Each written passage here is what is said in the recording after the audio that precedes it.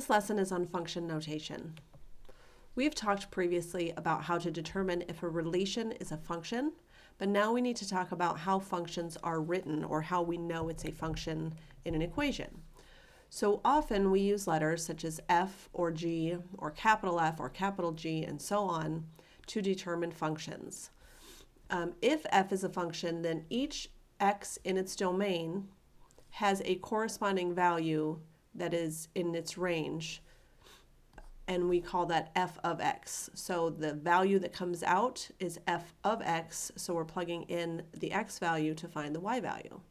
Now when we're dealing with equations like this is a quadratic equation, we have y equals x squared minus 2x plus 3, and when we're asked to find a solution, they tell us to evaluate the equation at a certain value, in this case x equals 3.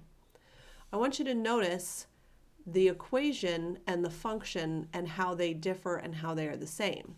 Notice all of this is the same as all of this. So the right side, or the expression itself, is the same no matter which one you're doing. On the equation, I'm using y, and on the function, I'm using f of x.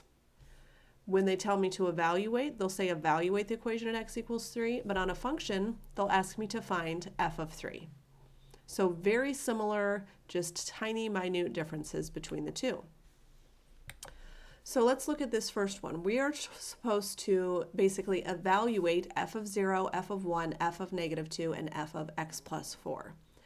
What that means is I'm going to rewrite this expression, and everywhere I see x, I'm going to plug in 0 instead. So this is 0 squared minus 3 times 0 minus 1. To evaluate, I'm just going to simplify. So 0 squared is 0, minus 3 times 0, which is 0, minus 1 gives me negative 1. So f of 0 equals negative 1. I'm going to repeat that process for 1. So I have 1 squared, which is 1, minus 3 times 1, which is 3, minus 1.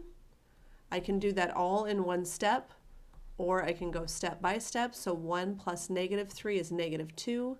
I subtract 1 from that, I get negative 3. So f of 1 equals negative 3. For negative 2, again, notice each time that I'm plugging in these values, I'm plugging them in parentheses, which does make a big difference.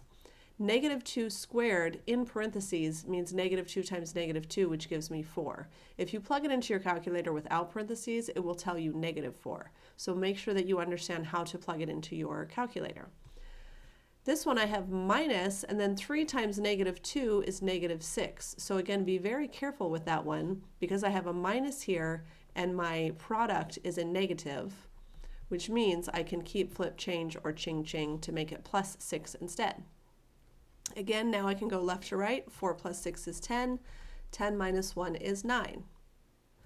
For the last one, this is more complicated, and this is something you would use as you move forward, say, into calculus, where we actually plug in a function that is an expression. Whoops, I messed up here. X plus 4 and then minus 1.